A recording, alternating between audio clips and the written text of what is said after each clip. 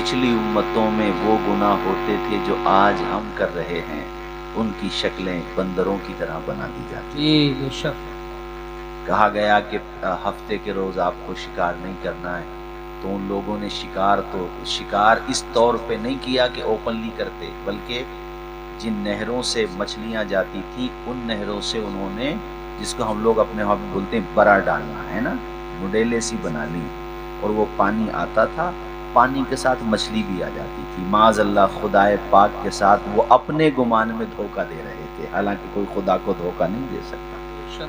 جو خدا کو دھوکہ دینے کا گمان کرتا ہے وہ اپنے آپ ہی کو دھوکہ دیتا ہے۔ تو جانتے ہو یہ بات نہ ماننے کا ان کے اوپر کتنا بڑا سخت عذاب آیا، کونوا قردۃ خاسئین، دھتکارے ہوئے بندر بن جاؤ۔ اور آج اپنے آپ کو دیکھو، سب سے کہتا ہوں بشمول میرے، کتنے ہم گناہ کرتے ہیں، مگر سروں کی چھتیں بھی سلامت، عزتیں بھی سلامت، اللہ تعالی ہمیں روزی بھی دے رہا ہے، وہ ہمیں نواز بھی رہا ہے، آپ کو کسی طرح کی کوئی پریشانی نہیں کہ کسی کی شکل جو ہے کسی اور مخلوق کی طرح ہو گئی ہو، آپ ہو بھی انسانوں کی طرح، چہرے بھی آپ کے بارونق ہیں، تو اسی سے اندازہ لگا لو کہ یہ جتنی بھی نعمتیں آپ کو مل رہی ہیں اس میں آپ کا کمال نہیں ہے، دراصل بات یہ ہے کہ آپ مصطفیٰ کی امت میں پیدا کیے گئے۔ سبحان اللہ، ماشاءاللہ، نعرہ تکبیر، نعرہ رسالت، نعرہ غوثیت، مسلک اعلیٰ حضرت، فیضان اعلیٰ حضرت حضور سید سہیل میاں صاحب قبلہ، حضور سید سہیل میاں صاحب قبلہ، حضرت علامہ توصیف رضا صاحب قبلہ، علماء اہل سنت۔ پیارے نبی کے بارے میں کبھی بھی if and but، اگر مگر کی بات نہیں، سیدھی سیدھی بات کرو، ان کی رحمت نہ ہو اگر درمیاں میں، ابھی آگ لگ جائے سارے جہاں میں۔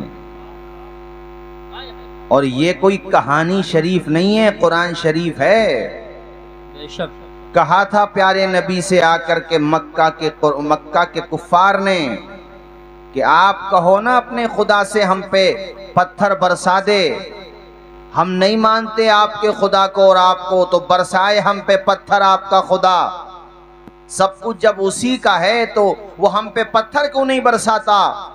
یہ 90 پارے کی آیت میں آپ کو بتا رہا ہوں میرے عزیز دوستو، قرآن پاک میں اس کا جواب آتا ہے کہ جب وہ یہ کہہ رہے تھے تو اللہ پاک نے فرمایا اے جبریل جاؤ میرے محبوب کو میرا پیغام دو، اور وہ آج بھی ہمارے اور آپ کے سب کے سامنے ہے، وَمَا كَانَ اللَّهُ لِيُعَذِّبَهُمْ وَأَنْتَ فِيهِمْ، محبوب ان سے کہہ دو عذاب ان پہ آ جاتا، عذاب اس لیے نہیں آتا ہے کہ آپ ان کے بیچ میں رہتے ہو۔ بے شک، سبحان اللہ، سبحان اللہ۔ تو مجھے بتاؤ کہ ہم پہ اور آپ پہ سب پہ، ہم تو الحمدللہ ان کا کلمہ پڑھنے والے ہیں، جو ان کا کلمہ نہیں بھی پڑھتے ہیں انہیں بھی حضور کے وجود کا فائدہ مل رہا ہے دنیا میں۔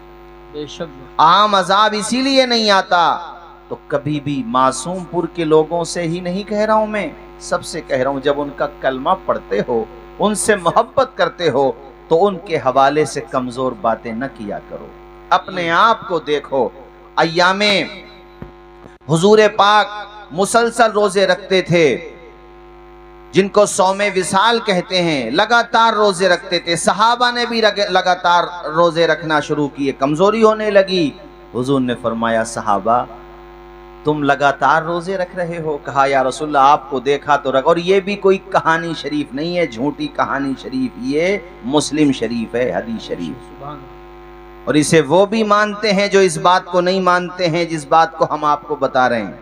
انہیں سمجھنا چاہیے حدیث شریف سے، خدا کی قسم چڑھانے کے لیے نہیں، سمجھانے کے لیے بتا رہا ہوں۔ یہاں پر بیٹھے ہوئے احباب ہوں، یہ کہیں پہ سننے والے سب کو بتا رہا ہوں میں، دیکھو مضبوط کرو اپنے عقائد کو، بنیاد اگر کمزور رہ گئی تو ڈینڈنگ اور پینڈنگ کام میں نہیں آئے گی۔ اوپر سے آپ کتنا ہی، آپ کی اگر ہڈیاں ہی کمزور ہو جائیں، آپ 20,000 کے کپڑے بھی پہن لیں تو بیکار ہی تو ہے۔ پہلے آپ کو بنیاد مضبوط کرنا پڑے گی، یہ ضروری ہے۔ کسی درخت کی ٹہنیاں خراب ہوں، جڑ مضبوط ہو، تو اگلی دفعہ جب آئے گا موسم اچھا، موسم آئے گا، پتجھڑ ختم ہو جائے گا اور موسم ربیع آئے گا تو پتے تو پھر بھی آ جائیں گے، جڑ ہی کمزور ہو گئی تو ٹہنیاں تو خود ہی ختم ہو جائیں گی۔ بے شک۔ اس لیے عقائد مضبوط کرو، اپنے کمزوری نہ لے کر کے آؤ عقائد میں۔ حضور نے یہ فرمایا ایکم مثلی، اے میرے صحابہ تم میں سے کون ہے میری طرح؟ اس کا مطلب یہ ہے کہ تم میں کوئی میری طرح نہیں ہے۔ تو قرآن کی آیت تو انہوں نے بھی پڑھی تھی، صحابہ نے بھی، وہ بھی کہہ سکتے تھے قرآن میں آیا ہے قل انما انا بشر مثلکم، مگر نہیں کہا، چونکہ وہ جانتے تھے اس آیت کا مطلب اور ہے، اور حضور جو فرما رہے ہیں یہ بات اور ہے۔ کسی نے مجال نہیں کی پورے صحابہ میں ایک صحابی کا قول دکھا دو، ایک صحابی کا فرمان سند صحیح سے دکھا دو جس میں انہوں نے کہا ہو آمنہ کے لال ہماری طرح ہیں۔ سب نے اگر کہا انہیں تو کسی نے رحمت للعالمین کہا، کسی نے طٰہٰ یاسین کہا، اپنے ماں باپ کو قربان کرنے کی بات کہی، اور صرف بات نہ کہی قربان کر دیا۔ کس طرح سے قربان کیا کہ ہاتھ میں تلوار نہ تھی، مصطفیٰ نے بلایا جنگ بدر میں بغیر تلواروں ہی کے چلے گئے۔ کیا تم نے یہ سنا نہیں ہے سیرت کا حصہ کہ حضور پاک کے ایک صحابی نے کہا آقا میں تو آپ کی ندا پہ آ گیا ہوں، جان دینے کے لیے آیا ہوں، مگر حضور کچھ تو میرے پاس ہو۔ حضور نے فرمایا جاؤ، وہ دیکھ رہے ہو درخت، اس کی ٹہنی توڑ کر کے لے آؤ۔ وہ ٹہنی ہی لے کر کے آ گئے۔ وہ یہ نہ دیکھتے تھے کہا کیا جا رہا ہے، یہ دیکھتے تھے کہہ کون رہا ہے۔ ٹہنی لے کر کے آ گئے، حضور نے اس ٹہنی کو اپنا مبارک ہاتھ لگایا دستے پاک، اس کے بعد وہ ٹہنی ان کے حوالے کر دی۔ وہ کہتے ہیں اوروں کی تلوار میں وہ اثر نہ تھا جو اثر اللہ نے میری ٹہنی میں عطا فرما دیا۔ نعرہ تکبیر۔ اوروں سے مراد کفار، یعنی دوسرے اس طرف والے تھے، ان کی تلواریں بھی وہ کام نہیں کر رہی تھیں جو خدا نے میری اس ٹہنی میں تاثیر عطا فرما دی۔ قاری یوسف رضا صاحب اسی لیے اعلیٰ حضرت فرماتے ہیں کون دیتا ہے دینے کو منہ چاہیے، دینے والا ہے سچا، اونچا بولو، دینے والا ہے سچا ہمارا نبی۔ اور وہ نہیں سنا آپ نے، اور یہ بھی حدیث شریف ہے اب جو بتا رہا ہوں، کہ آنکھ کا ڈھیلا باہر نکل آیا تھا تو حضور پاک نے اپنا لعاب دہن لگا دیا، انہوں نے وہیں پہ رکھا۔ بعد میں کہتے تھے مجھے پتہ ہی نہیں چلتا تھا کون سی آنکھ میری متاثر ہوئی تھی، زخمی ہوئی تھی۔ یہ شان حضور کی ہے۔ تو یہ جو ناپنے کا رواج آیا، دیکھو میں نے پھر کہا چڑھانے کے لیے نہیں کہہ رہا ہوں، ہم میں اختلاف تب سے شروع ہوئے جب سے ہم نے حضور کو ناپنے کا انداز شروع کیا۔ 1857 سے پہلے یہ کچھ بھی نہیں تھا۔ تھوڑا اور پیچھے چلے جاؤ، چلو میں یہ کہتا ہوں 300-400 سال پہلے سے، شیخ ابن تیمیہ سے پہلے سے یہ کچھ بھی نہیں تھا ایسا۔ اس لیے میرا ماننا یہ ہے کہ ادھر ادھر جانے والے ندی نالوں میں مت جاؤ، ہم سمندر ہیں، سمندر ہی بن کر کے رہو۔ ہم کوئی فرقہ نہیں ہے، ہم سواد اعظم اہل السنہ والجماعہ ہیں، اور وہی ہیں ہم جو ابو بکر صدیق نے راہ دکھائی، عمر و عثمان نے راہ دکھائی، تابعین نے راہ دکھائی، ان کے بعد والوں نے راہ دکھائی، غوث پاک نے راہ دکھائی، جنید بغدادی نے راہ دکھائی۔ بر صغیر میں آ جاؤ جو داتا ہجویری نے راہ دکھائی، اپنے بھارت میں آ جاؤ تو جو راہ شاہ ولی اللہ نے دکھائی، جو حضرت محدث دہلوی نے دکھائی، حضرت مجدد الفسانی، حضرت امام ربانی نے جو راہ دکھائی، اور انہی تمام نظریات کی ترجمانی کرتے ہوئے امام اہل سنت فاضل بریلوی نے جو راہ دکھائی کہ انہیں جانا انہیں مانا نہ رکھا، غیر سے کام، للہ الحمد میں دنیا سے مسلمان گیا۔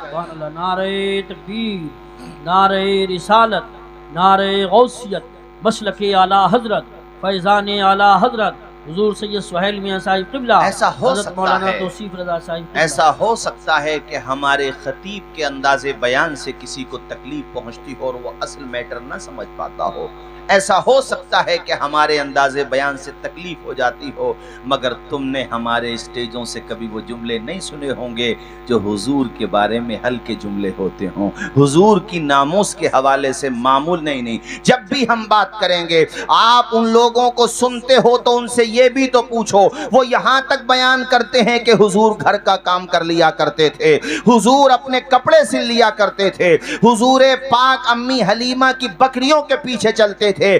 بے شک یہ ان کی سیرت کا اور سادگی اور تواضع کا حصہ ہے، مگر جب یہ بتاتے ہو کہ حضور بکریوں کے پیچھے چلتے تھے تو یہ بھی تو بتاؤ کہ حضور شب معراج میں جبریل سے آگے چل رہے تھے، جبریل امین رک گئے تھے سدرہ پہ، مصطفیٰ لامکہ میں پہنچ گئے تھے۔ سبحان اللہ ماشاءاللہ۔ یہ بھی تو بتاؤ۔ یہ آپ کو سننا ہے تو ہمارے جلسوں میں آؤ اور سنو ہم سے، سب سے اعلیٰ وہ اعلیٰ ہمارا نبی۔ ہاتھ اٹھا کے بولو میرے ساتھ، سب سے اعلیٰ وہ اعلیٰ۔ نعرہ تکبیر، تشریف لائیے۔ نعرہ رسالت، حضرت مولانا قاری محمد عثمان صاحب قبلہ، علماء اہل سنت۔ ہزاروں شاگردوں کے استاد حضرت مولانا عثمان صاحب قبلہ بزرگ عالم دین ہیں، اپنی زندگی علم دین کی خدمت میں گزاری، اس کا نتیجہ یہ ہے کہ اللہ پاک نے ان کے گھر میں علماء پیدا فرما دیے۔ بے شک سبحان۔ ایک سے ایک جید ان کے شاگرد، بہترین علماء، اور اب معصوم پور کسی اور نام سے نہیں پہچانا جا رہا ہے، اب معصوم پور مفتی ذیشان، مفتی ہمارے فہیم جیلانی صاحب اور مفتی ہمارے احسن صاحب، نور حسن صاحب، علماء سے پہچانا جا رہا ہے معصوم پور، اللہ کے کرم سے۔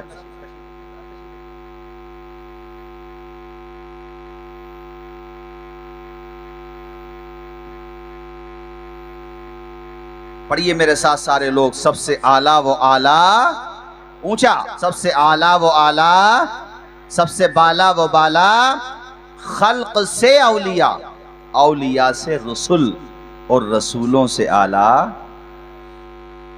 میں نے کہا بے شک ہمارے اسٹیجوں سے نہ کم علمی کی وجہ سے کچھ لوگ کمزور باتیں کر جاتے ہیں، مگر ان کی وجہ سے ہمارا مسلک کمزور نہیں ہے، ہمارے مسلک کی بنیاد قرآن و سنت پر ہے۔ بے شک آپ کسی اسپیکر کی غلطیوں کی وجہ سے ہم کو نہیں جانچ سکتے، آپ کو اگر جانچنا ہے تو پھر اعلیٰ حضرت کی کتابیں پڑھنا ہوں گی، آپ کو بزرگوں کی تصانیف کو پڑھنا ہوگا۔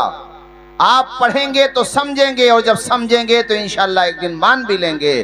میرے عزیز دوستوں اور محترم بزرگوں، آپ میری طرف توجہ کیجئے۔ میں یہ آپ کو بتا رہا تھا جیسے آج کل سوشل میڈیا کا زمانہ ہے تو کرامات کا بہت مذاق اڑاتے ہیں نعرہ لوگ۔ تکبیر، نعرہ رسالت، نعرہ غوثیت، مسلکی اعلیٰ حضرت، علماء اہل سنت۔ ماشاءاللہ مفتی ذیشان صاحب کے ساتھ قاری عبدالوکیل صاحب، مفتی حسن نظر صاحب، قاری ذاکر صاحب، اور ہمارے کنگرکی کے بہت سارے علماء ماشاءاللہ ماشاءاللہ، کے نام میرے ذہن میں نہیں، ہم سب کا استقبال۔ جتنے بھی ہیں سب کے آپ نے اسماء گرامی کا ذکر بھی کر دیا، جو رہ گئے ہیں ان کی سب کی قدر ہمارے دل میں ہے، آپ کے دل میں ہے۔ سب کا بہت بہت شکریہ تشریف لانے کا۔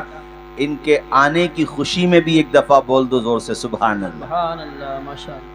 جو جہاں ہیں وہیں پر آفتاب ہیں، سب اپنی جگہ منارے نور ہیں، اپنی جگہ پہ دین و سنیت کا کام کر رہے ہیں، اپنے طور پہ اچھا کام کر رہے ہیں۔ تو بس یہ بات، اس کے بعد پھر میں اعمال کے حوالے سے اپنی گفتگو لے کر کے آتا ہوں، چونکہ کانفرنس کا جو ٹائٹل ہے تحفظ عقائد، تو اس لیے پہلے بنیاد مضبوط ہونا ضروری ہے، اس کے بعد پھر اعمال کی بات کرتا ہوں انشاءاللہ۔ اور وہ اسی حوالے سے میں نے آیہ کریمہ کی تلاوت بھی کی ہے، اور وہ آیہ کریمہ کا معاملہ اور اس کا پس منظر پیش منظر صرف اعمال پر نہیں ہے۔ اگر عقائد خراب ہیں تب بھی آپ جو ہے جہنم کی طرف جائیں گے، تب تو اور زیادہ معاملہ بگڑ جائے گا۔ اللہ نے فرمایا اپنے آپ کو بھی جہنم کے شعلوں سے بچاؤ اور اپنے گھر والوں کو بھی بچاؤ، سب کو بچاؤ جہنم کے شعلوں سے۔ تو میں یہ عرض کر رہا تھا، آج کل چونکہ سوشل میڈیا کا زمانہ ہے تو جس کو کچھ کام نہیں ہوتا ہے وہ اپنے اسی پہ آ کے بیٹھ جاتا ہے، اور وہ اہل ایمان کے عقائد کی دیواروں کو متزلزل کرنے کی کوشش کرتا ہے۔ جیسے آج کل میں یہ سنتا ہوں کہ کرامت کا بہت مذاق اڑاتے ہیں کچھ لوگ، اچھا اس میں کچھ ہمارے یہاں کا مطلب ہمارے ناموں پر، یعنی ہم لوگوں میں وہ لوگ دخیل ہو گئے، حالانکہ ہم سے نہیں ہیں۔ ایسے لوگ جو شریعت بیزار ہیں معاذ اللہ، یا نماز اعلانیہ چھوڑتے ہیں، نماز کے معاملے میں ہلکے جملے بولتے ہیں، ہمارا ان سے کیا تعلق ہے؟ سب سے پہلے ہم لوگ تو وہ ہیں، ہمارے اعلیٰ حضرت نے سختی کے ساتھ شریعت پر عمل کرنے کا حکم دیا ہے، اس لیے کہ یہی چیز ہم سے قرآن و سنت نے کہی ہے، تو ان کی وجہ سے لوگ ادھر کو ٹارگٹ کرنے لگتے ہیں۔ لیکن جہاں تک کرامت کی بات ہے، کرامت مطلب عقل کے خلاف، جیسے آپ یہاں پہ فرش پہ بیٹھے ہیں، زمین پہ، آپ میں سے کوئی بندہ زمین سے اٹھ کے ہوا میں بیٹھ جائے تو یہ خبر صبح تک پوری دنیا میں پھیل جائے گی، چونکہ یہاں پہ چینل بھی لگے ہوئے ہیں، پھیل جائے گی دنیا میں۔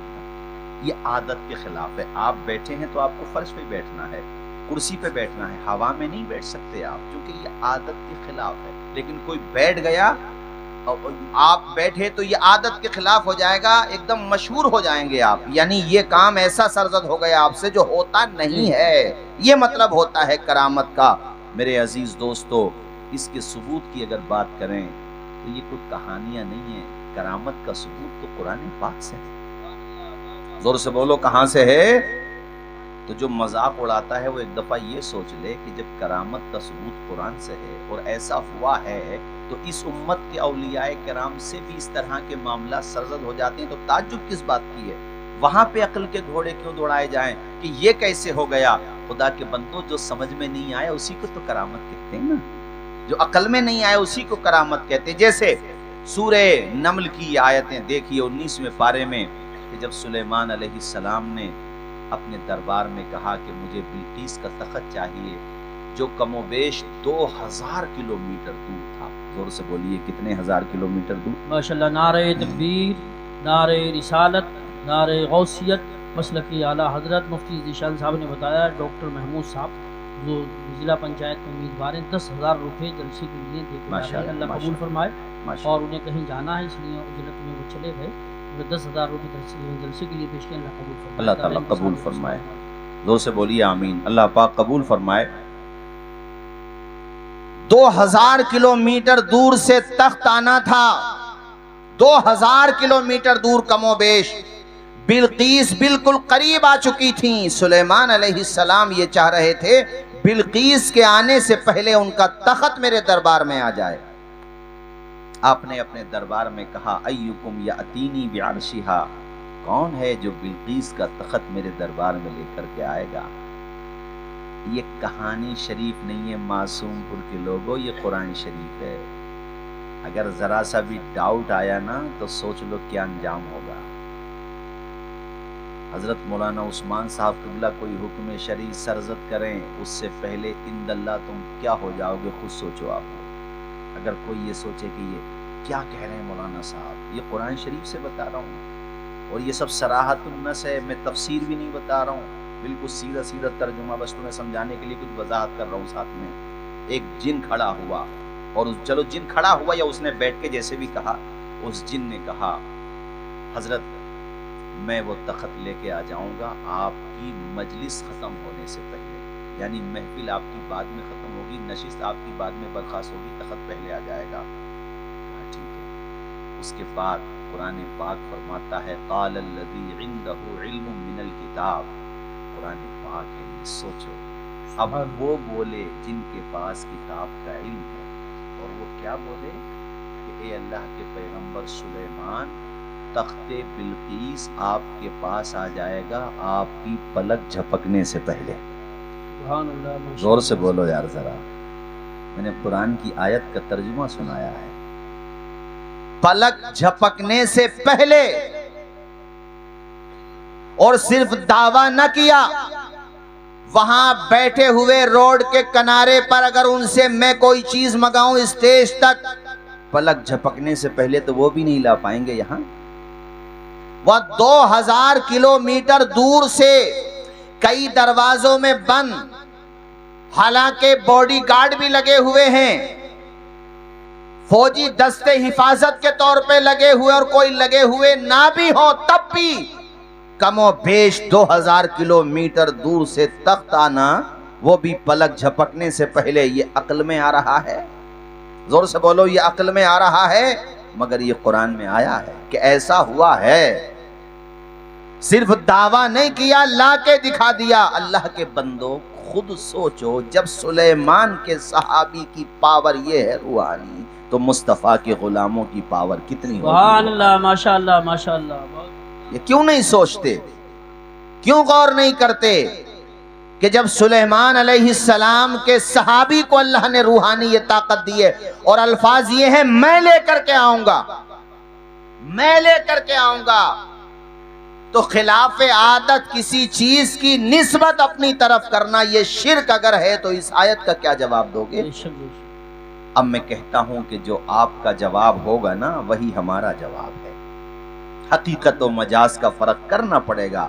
تو یہ میں نے آپ کو چند باتیں بتائیں، اللہ تعالی ہم سب کو مضبوطی کے ساتھ مسلک حق، مسلک اہل سنت پر قائم رکھے، اسی پہ موت عطا فرمائے، اور جس کی تشریح کے لیے زمانے میں ہم مسلک اعلی حضرت کہتے ہیں، بے شک۔ وہ کوئی الگ چیز نہیں ہے، جو اہل سنت ہیں اسی کو ہم کہہ دیتے ہیں۔ اب دوسری بات میں جو آپ سے کر رہا تھا وہ یہ ہے، دیکھو ایک دن ہمیں آپ کو سب کو اس دنیا کو چھوڑ کے جانا ہے، سب کو جانا ہے، ہمیشہ کے لیے کوئی دنیا میں نہیں آیا ہے، میں بھی چلا جاؤں گا، آپ بھی چلے جائیں گے، تو ہم اور آپ سب نمازوں کی پابندی کیا کریں، اپنے اعمال کو اچھے کریں، اور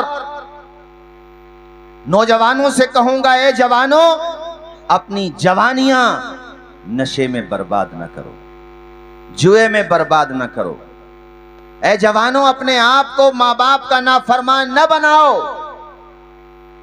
کتنی عمریں مل رہی ہیں یار، ایک بزرگ نے لکھا کہ جس کی عمر 40 سال ہو جائے وہ یہ سوچے کہ میری زندگی کی اثر ہو گئی ہے، اب مغرب میں زیادہ ٹائم نہیں رہا۔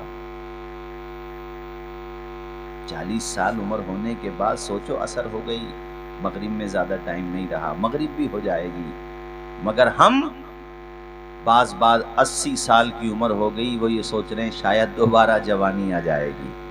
تم نے کالے بال سفید ہوتے ہوئے دیکھے ہوں گے، لیکن سفید بالوں کو کالا ہوتے ہوئے نہیں دیکھا ہوگا۔ تم نے جوانوں کو بوڑھا ہوتے ہوئے دیکھا ہوگا، لیکن بوڑھوں کو جوان ہوتا ہوا نہیں دیکھا ہوگا۔ زندوں کو قبروں میں جاتے ہوئے دیکھا ہوگا مرنے کے بعد، لیکن قبر میں گئے ہوئے کسی شخص کو واپس آتے ہوئے نہیں دیکھا ہوگا۔ یہ فطرت کا اصول ہے کہ جو آیا ہے وہ جائے گا ضرور، جس نے زندگی کا مزہ چکھا ہے وہ موت کا مزہ چکھے گا ضرور۔ سبحان اللہ، ماشاء اللہ۔ تو وہاں جانے کی ہم نے کون سی تیاری کی ہے؟ کیا عمل ہے ہمارے پاس؟ کون سا عمل ہے ہمارے پاس؟ میرے ساتھیوں، حضرت نوح علیہ السلام کے زمانے میں ایک عورت بہت زیادہ رو رہی تھی، آپ قریب میں گئے، کہا اس عورت سے کہ تو اتنی کیوں رو رہی ہے؟ کہا میرا چونکہ جوان بیٹا فوت ہوا اس لیے میں رو رہی ہوں۔ جانتے اس کی عمر کتنی تھی جس کے لیے وہ رو رہی تھی؟ 300 سال۔ زور سے بولو، کتنے سال؟ 300 سال۔ حضرت نوح علیہ السلام کی عمر کا ذکر قرآن شریف میں آیا 20ویں پارے میں، ان کی عمر 950 سال تھی۔ اتنی لمبی عمریں ہوتی تھی پہلے۔ 300 سال عمر ہے اور اس کی ماں رو رہی ہے، جوانی میں چلا گیا۔ 300 سال۔ حضرت نوح علیہ السلام نے اس کو صبر کی تلقین کی اور کہا اے عورت ایک بات تو بتا، 300 سال کی عمر مل گئی تیرے بیٹے کو، آخری امت میں تو عمریں صرف 60-65 سال ہوں گی، اوسطاً عمریں 65-70 سال، زیادہ تر عمریں آپ ایوریج نکالو گے، کسی کی عمر 100 سال ہو جائے، اس سے کم بھی رہ سکتی ہے، لیکن اوسطاً عمریں اتنی ہونا ہے۔ تو اس عورت کو بڑا دھچکا لگا، وہ عورت کہنے لگی ہے اللہ کے پیغمبر یہ کیسے ہو سکتا؟ کہا ہو نہیں سکتا، ہوگا۔ تو اس عورت نے تعجب سے کہا 60-65 سال کی عمر میں کیا وہ لوگ اپنے مکانات بھی بنائیں گے؟ اتنی کم عمر میں کیا وہ لوگ شادیاں بھی کریں گے؟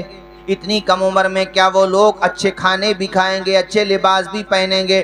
اللہ کے پیغمبر حضرت نوح علیہ السلام نے مثبت جواب دیا، فرمایا ہاں، وہ کھانے بھی کھائیں گے، کپڑے بھی پہنیں گے، شادیاں بھی کریں گے، عمدہ مکانات بنائیں گے۔ وہ عورت بڑی حسرت سے کہنے لگی اور بڑے تعجب سے پوچھنے لگی یہ کیسے ہو سکتا ہے؟ اور ساتھ میں اس عورت نے یہ بھی کہا اگر میری عمر 60-65 سال کی ہوتی تب تو میں مکان ہی نہیں بناتی، کسی درخت کے نیچے بیٹھ کر کے اپنی زندگی گزار دیتی۔ यहाँ 65 साल में छोटी छोटी बातों पे झगड़े, सगे सगे भाइयों से झगड़े, पड़ोसियों से झगड़े, मामूली झगड़े, मेढों के झगड़े हैं। तुमने हमारे खेत में से उतनी ज्यादा है, तुमने हमारे खेत में से, तुमने हमारे मकान में से, बंटवारों के झगड़े, गांवों में देखो पार्टी बंदियों के झगड़े, एक दूसरे को सलाम करने तैयार नहीं, अपने पड़ोसी से बात करने तैयार नहीं। 65 साल की जिंदगी लेकर के आया है, हालांकि 65 साल की भी गारंटी उन्हीं की लेना जिनकी हो गई, बेशक कारी साहब, जिनकी हजरत हो गई 65 साल की, वरना जिनकी अभी 25 साल है उनको तो ये भी नहीं पता 35 साल होगी कि नहीं होगी। बहुत कह दिए 10 साल मैंने, हालांकि जिंदगी का मामला इतना लंबा नहीं है। आप गौर कीजिए, एक बुजुर्ग का वाकया मैं आपको सुनाते चलूं। अल्लाह के एक बड़े नेक बंदे, उन्होंने अपने मुरीदों से सवाल किया, ये बताओ मौत और जिंदगी में कितना फासला होता है, कितना फर्क होता है। तो एक मुरीद खड़े हुए, उन्होंने कहा हजरत मैं तो ये समझता हूँ फजर की नमाज पढ़ ली, जोहर का नहीं पता जोहर की नमाज मिलेगी या नहीं मिलेगी। दूसरे मुरीद ने कहा हजरत मैं ये समझता हूँ जोहर पढ़ ली, असर का नहीं पता। एक ने कहा असर पढ़ ली, मगरिब का नहीं पता। बुजुर्ग ने फरमाया तुम सब लोगों की उम्मीदें तो बहुत लंबी हैं, मौत का मामला इतना लंबा नहीं होता। हालांकि उन्होंने हमारे आपके हिसाब से बड़ा अच्छा जवाब दिया था, हमारे हालात के एतबार से।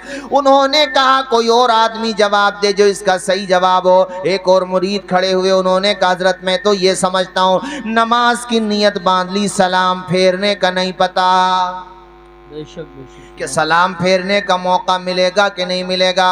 उन्होंने फरमाया हाँ तुम्हारा जवाब औरों के मुकाबले में बेहतर है, मगर सही तुम्हारा भी नहीं है। सलाम फेरने का नहीं पता, नमाज की नियत बांध ली, इतनी लंबी जिंदगी नहीं होती। अरे जिंदगी का मतलब सिर्फ इतना होता है कि एक तरफ को सलाम फेरा, दूसरी तरफ सलाम फेरने का नहीं पता, बस इतनी जिंदगी है। ये वाकया भी मैं सैलिया महमूदपुर है हमारे वहां पे सुना रहा था। उन्होंने कहा हजरत हमारे यहाँ हुआ है ऐसा, एक बंदा नमाज पढ़ने गया, एक तरफ सलाम फेर चुका था, दूसरी तरफ सलाम नहीं फेरा उसने और मौत आ गई उसे। कितनी अच्छी मौत आई, जोर से बोलो ना यार सुभान अल्लाह। अच्छी मौत आई कि नहीं आई? अभी देखा होगा उमरे पे गए हैदराबाद से कुछ लोग और वहीं पे शहीद हो गए, वो गाड़ी एक्सीडेंट की वजह से। कितनी अच्छी, देखो मौत को हमेशा याद रखो और ये दुआ किया करो कि या अल्लाह जब हमारी मौत आए तो तेरी राह में मौत आ जाए। मरना तो एक दिन सबको है, मगर वो मौत कितनी अच्छी है जो जिक्र मुस्तफा में हो जाए। वो मौत कितनी अच्छी है हजरत जो अल्लाह का नाम लेते लेते हो जाए। हमारी जमात खिताबत के अजीम खतीब हजरत कारी रजीउल्लाह साहब, इन्होंने बड़ी निजामत की है उनकी। हमारा तो आगाज था, भी हमारे छोटे भाई मुफ्ती फहीम साहब कह रहे थे हजरत आप बहुत पहले कभी आए थे, इतनी पहले कि उस वक्त इतनी कमजोरी नहीं थी, लगभग 12-13 साल पुरानी बात है, तब आना हुआ था। तो ऐसे याद आ जाता है बहुत पहले, तो हमारा आगाज भी नहीं था तकरीरों का, तब की बात मैं बता रहा हूँ। कारी साहब निजामत करते थे माशाअल्लाह, अल्लाह ने बड़ा नवाजा है। कारी रजीउल्लाह साहब देखना यहां से जाने के बाद तकरीर कर रहे थे महाराष्ट्र में, और जिस जलसे में वो तकरीर कर रहे थे उस जलसे के लोग मुझे अभी मिले इधर बलरामपुर की तरफ, अपने यूपी में जो बलरामपुर है उसके पास में शिरावस्ती ऐसी कुछ करके नाम, वहां पे मिले। हजरत वो जलसा हम ही लोगों ने कराया था, तकरीर कर रहे थे। देखना यूट्यूब पे यहां से जाने के बाद, और तकरीर में उन्होंने कहा हमने जितनी तकरीरें करना थी कर ली, अब जिसे सुनना हो वो कैसेटों में सुने। और ये कहने के बाद उन्होंने आला हजरत इमाम अहले सुन्नत का लिखा हुआ जो कसीदे नूर है उसका मक्ता पढ़ा, उससे पहले तज़मीन के 2 मिसरे पढ़े, और फिर ये कहते हुए उनका इंतकाल हो गया। ए रज़ा ये अहमद नूरी का फैज़ नूर है, हो गई मेरी गज़ल बढ़कर कसीदा नूर का, वमा अलैना इल्लल बलाग। जैसे मैं बैठा हूँ ऐसे ही बैठे थे, और अल्लाह की कसम ऐसे ही बड़े प्यारे अंदाज में उनकी रूह का परिंदा परवास कर गया। अल्लाह ताला हमें आपको सबको भी ऐसी मौत अता फरमाए, आमीन। अरे आमीन बोल दो अल्लाह के बंदो, जोर से बोलो आमीन। न जाने किसकी दुआ कबूल हो जाए। ऐसे ही वहां पे बैठे बैठे इंतकाबी, मैंने एक वीडियो देखा मदीना शरीफ में, आपकी उम्र के होंगे हजरत, बूढ़े शख्स सलाम पढ़ रहे हैं और फिर वो लेट गए, और वहीं दराज हैं वो, और उसी हालत में उनकी रूह का परिंदा भी परवास कर गया। मुस्तफा के दरबार में मौत भी आए तो ऐसी के जमाना मिसाल दे। कितनी प्यारी मौत आई, न जाने अल्लाह को किस बंदे की कौन सी अदा पसंद आ जाए। कितना प्यारा उनका इंतकाल हुआ, कितना शानदार उनका इंतकाल हुआ। जाना तो यार सबको है दुनिया से, मगर वो कितना प्यारा है जो कसीदे नूर पढ़ता हुआ चला गया। ऐ रज़ा ये अहमदे नूरी का फैज़े नूर है। जोर से बोलो ना सुभान अल्लाह। ऐ रज़ा ये अहमदे नूरी का फैज़े नूर है। ऐ रज़ा ये अहमदे नूरी का फैज़े नूर है, नूर है। हो गई मेरी गज़ल, हाँ हो गई मेरी गज़ल, पढ़ कर कसीदा नूर का। अल्लाह करे सबको ऐसी मौत आए। मेरे अजीज दोस्तों, मैं तो सिर्फ ये बताना चाह रहा हूँ, जिंदगी का कुछ नहीं पता। हम यहाँ बैठे हैं, यहाँ से उठने का नहीं पता, तकरीर खत्म हो इस बात का नहीं पता, आप यहाँ बैठे हैं, यहाँ से जाने का नहीं पता। समझदार अल्लाह की कसम वही है जो अपनी आखिरत को दुरुस्त कर रहा है। क़द अफ़लह मन तज़क्का व ज़करा स्म रब्बिही फ़सल्ला। याद रखना मेरे दोस्तों, वरना कितने अमीरों को हमने देखा कब्रों में, वो भी क्या लेकर के जाएंगे अपने साथ? कफन के 5 कपड़े ही, कफन के 3 कपड़े मर्द के साथ जाने हैं और 5 कपड़े औरत के साथ जाने हैं। बुर्जे दुबई बनाने वाला दुनिया में ना रहा, दुनिया में हुक्मरानी करने वाले ना रहे। और आज कोई जालिम और जाबिर की लैंग्वेज सुन के घबराया ना करो। किसी को फिरौन की तरह बोलते हुए देखा करो तो घबराया ना करो, हौसले रखा करो। अरे उसके साथ अगर शैतान की ताकत काम कर रही है तो हमारे साथ रहमान की ताकत काम कर रही है। रह गई बात जुल्म की तो कागज की नाव एक दिन डूब कर रहेगी। फिरौन जब अपने दरबार में बैठ के बोलता था लोग कांपा करते थे, मगर ये अल्लाह के पैगंबर हजरत मूसा अलैहिस्सलाम सामने बात करते थे, कहते थे आजा मैदान में। और हजरत मूसा तो वो हैं कि इस जालिम ने जब बच्चों का कत्ल शुरू किया, जेनोसाइड किया बच्चों का, कि पैदा होने नहीं दूंगा। इससे किसी ने कह दिया था वो बच्चा पैदा होने वाला है जो तेरा तख्तो ताज सब खत्म कर देगा, तेरा नामो निशान मिटा देगा। देखो कैसा अहंकार हो जाता है इंसान में। इंसान जब रहमतों से दूर होता है, जब वो खुदा का बागी होता है, तो उसके अंदर कितनी शैतानत आ जाती है। शैतान से भी आगे बढ़ने की कोशिश करता है। कहता था कि मैं बच्चों को पैदा होने नहीं दूंगा। इससे कोई उसी वक्त पूछता कि जब तू खुदा है ही, तुझे डर ही नहीं लगता है, तो एक बच्चे से इतना क्यों डर रहा है?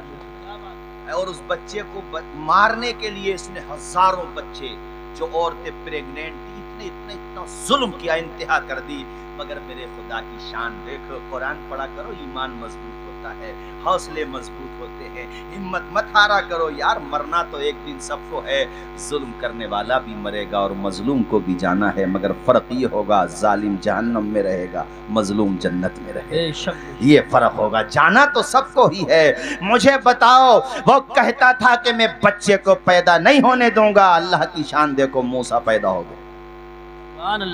जोर से बोलो ना यार सुभान अल्लाह। और ये भी झूठी कहानी शरीफ नहीं है, ये भी कुरान शरीफ है। सूरह क़सस 20वां पारा। उनकी माँ को ये थोड़ा सा दिल में बात आई कि वो उसकी फौज जगह जगह कहीं मेरे मूसा पे हमला न कर दे। अल्लाह कहता हमने उसकी माँ के दिल पे वही की, उसके दिल को मुतमईन किया और उसकी माँ के दिल में ये बात डाली कि तू अपने बच्चे को समंदर में डाल दे। सुभान अल्लाह, माशाअल्लाह। जोर से बोलो। कहां कहां? समंदर में। अरे समंदर में जो तैरना न जाने वो डूब जाए, यहाँ बच्चे को डालने की बात हो रही है। और उनकी माँ ने समंदर में डाल दिया, बाहिफाजत को बना करके, ताबूत टाइप संदूक बना करके। लंबी तफसील है, मगर सिर्फ ये बता रहा हूँ कि फानूस बन के जिसकी हिफाजत हवा करे, वो शम्मा क्या बुझे जिसे रोशन खुदा। सुभान अल्लाह, सुभान अल्लाह, माशाअल्लाह। उन्हीं के उसके घर में रखा खुदा ने, वहीं पे पहुंच गया ना। और फिर हजरत आसिया ने मंगवा लिया। चेहरा देख के थोड़ा सा इसको लगा तो कि कहीं वही तो नहीं है, मगर अल्लाह बचाने वाला है। अच्छा, फिर अल्लाह पाक ने कैसे मिला दिया माँ से? दूध ही नहीं पी रहे थे किसी का। अब भी कहोगे नबी हमारी तरह होते हैं? अब तो मान लो यार। بچوں کو کیا پتا اس کو دودھ پینے سے مطلب ہے، مگر یہاں نبی کو پتا ہے میری ماں کوئی اور ہے اور مجھے اسی کا دودھ پینا ہے۔ تو بہن کو چونکہ ساتھ ساتھ بھیجا تھا صندوق کے کنارے کنارے، تو بہن وہیں پہ کھڑی تھی، آسیہ سے کہا تم کہو تو ایک عورت میں لے آؤں۔ تو وہ موسیٰ کی ماں ہی تو تھی، آتی تھی، دودھ پلاتی تھی، پیار کرتی تھی۔ خدا کی شان دیکھو کہ فرعون دنیا کو محکوم بنا رہا تھا، خود کو خدا کہہ رہا تھا۔ اہنکار کا عالم یہ تھا کہ صرف خدا نہیں کہتا تھا انا ربکم الاعلی، کہ میں سب سے بڑا خدا ہوں۔ معاذ اللہ کہتا تھا میں خداؤں کا بھی خدا ہوں، حالانکہ اس کا دعویٰ ہی باطل ہے، جو خدا ہوگا وہ ایک ہی تو ہوگا۔ مطلب جب انسان سے ہدایت ہٹ جاتی ہے نا تو الجھن حرکت ہی کرتا ہے، جیسے ہی آپ تو اس کے دماغ میں ایسی باتیں آتی ہیں، مطلب اس کا دماغ کام ہی نہیں کرتا، اس کو یہ لگتا ہے کہ پوری دنیا میری مٹھی میں ہے، حالانکہ یاد رکھو دنیا چلانے والا ایک ہے۔ زور سے بولو، دنیا چلانے والا، اور وہی موسیٰ بڑے ہوئے۔ اختصاراً آپ کو عرض کروں کہ پوری فرعونیت کو ختم کر دیا، تہس نہس کر دیا، اور ایک دن وہ آیا کہ فرعون بحر حمر کی موجوں کا نوالا بن گیا، ختم ہو گیا۔ صبح مغرور کو وہ شام بھی کر دیتا ہے، شہرتیں کر کے ختم گمنام بھی کر دیتا ہے۔ وقت سے آنکھ ملانے کی حماقت نہ کرو، وقت انسان کو نیلام بھی کر دیتا ہے۔ بے شک بے شک، سبحان اللہ ماشاء اللہ۔ اور یہ نصیحت ولیج میں رہنے والوں کو بھی ہے، دیہات میں، یہاں پر بھی کچھ لوگوں پہ چند پیسے ہو جائیں تو جو اچھے چل رہے ہیں وہ تو اچھے ہیں، مگر جو رونگ سائیڈ میں چلتے ہیں کہ اب ہم سے مت بات کرنا، ایسا مت سوچو، جب فرعون ہی نہ رہے سب سے بڑے ہم تو وہی تھے۔ نمرود کو اللہ نے وکلانگ مچھر سے مروایا، قاری صاحب، وکلانگ سے، لنگڑے مچھر سے، یہ کہہ لو لنگڑے مچھر سے ختم کر دیا اللہ پاک نے اس کو۔ تو آج بھی کسی کے دماغ میں یہ نہیں آنا چاہیے کہ ہم کچھ نہیں ہو، ہم کچھ نہیں ہو، یا اپنے آپ کو اسپیشل سمجھنا، کسی پڑوسی کو تکلیف پہنچانا، یا تھوڑی سی چل رہی ہے آپ نے کچھ تعلقات ہو گئے کچھ لوگوں سے تو مینڈ یہیں سے پڑے گی، ڈال لے یہاں سے، قیامت کے دن جانتا کتنا سخت گناہ کسی کی زمین دبانے کا۔ دیکھو ادھر دیکھو میری طرف، اس کو کیا بولتے ہو آپ لوگ؟ بلان بھی بولتے ہیں، ہاں چونکہ بالشت بھی بولتے ہیں، اور یہ بھی حدیث شریف ہے جو بتا رہا ہوں، ایک بالشت زمین کسی کی ناحق دبا لو تو گلے میں ساتوں زمین کو توق بنا کے ڈال دیا جائے گا۔ اللہ دباؤ زمین، پاور۔ حضرت مولا علی فرماتے تھے مظلوم سے ڈرو، اس لیے کہ مظلوم کے ساتھ خدا ہوتا ہے۔ بے شک ڈرو، چل رہی ہے ہماری مینڈ یہیں سے پڑے گی۔ ارے ہماری قوم میں تو یہی مینڈ کے جھگڑے ختم ہو جائیں تو بہت بڑی بات ہے۔ ایس آئی آر کرانے پہ دھیان نہیں ہے، ایف آئی آر کرانے پہ دھیان ہے۔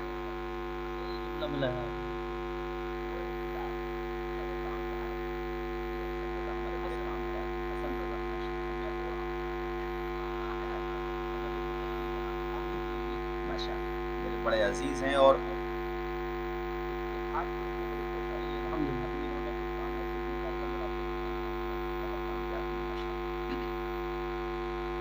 ایس آئی آر پہ توجہ کم ہے، ایف آئی آر پہ زیادہ ہے۔ ارے معاف کر دیا کرو یار، نظر انداز کر دیا کرو، کوئی بات ہو گئی کسی کو چھوڑ دو۔ ماشاءاللہ ہمارے ببو بھائی ہیں، میرے خیال سے تشریف لے آؤ، تمہارے کام کی بات بتا رہا ہوں ببو بھائی، کیمپ لگا کے ایس آئی آر کراؤ، زیادہ سے زیادہ توجہ دلاؤ، آجو بیٹھو، ماشاءاللہ اللہ خوب برکتیں عطا فرمائے۔ میری طرف دیکھو، لڑائی جھگڑوں سے بچو، یہ مت سوچو کہ یہ مجھے سلام نہیں کرتا میں کیوں کروں، نہیں، یہ سوچو یہ سلام نہیں کرتا، اس کا کردار ہے، میں سلام کروں گا، مدینے والے کا کردار ہے۔ ادب سے جھکتا ہے، جھک کر سلام کرتا ہے، فقیر دل کو سکندر سلام کرتا ہے، نہ اس میں رہنا کہ کوئی تمہیں سلام کرے، بڑا تو وہ ہے جو بڑھ کر سلام کرتا ہے۔ جھگڑا تو نہیں کرو گے سگے بھائیوں سے یا دوسرے بھائیوں سے یا کسی سے بھی، غیر مسلم بھی ہے تو بھی کیوں کر رہے ہو جھگڑا؟ مت کرو، جھگڑے سے بچو، صبر کر، پیچھے پاؤں ہٹانے والا اچھا ہوتا ہے، لڑنا اچھا نہیں ہوتا ہے۔ جھگڑوں سے بچو، پڑھائی پہ فوکس کرو، جو پیسے جھگڑوں میں اٹھاتے ہو وہ تعلیم پہ اٹھاؤ، حوصلے اس طرح آزمایا کرو، مشکلیں دیکھ کر مسکرایا کرو، بھلے دو نوالے کم کھایا کرو، اپنے بچوں کو لیکن پڑھایا کرو۔ اور یہ بھی مت سوچو کہ رکشہ چلانے والوں کا بیٹا رکشہ چلائے گا، یا مزدور کا بیٹا مزدوری کرے گا، غریب کا بیٹا غریب ہی رہے گا، کمزور کا بیٹا کمزور ہی رہے گا، راجا کا بیٹا ہی راجا بنے گا۔ ہمارے سنبل میں کھچڑا چلانے والے کا، کھچڑا بیچنے والے کا بیٹا جج بن گیا۔ بے شک۔ اور یہ جٹ پور قریب میں دور تو نہیں ہے یہاں سے، معین ہے نا، جانتے ہو ہے، اور اس میرے خیال سے اس وقت وہ جھارکھنڈ میں ہیں، ان کے دوست ہمارے دوست ہیں، اور آپ تو ڈائریکٹ دوست ہیں۔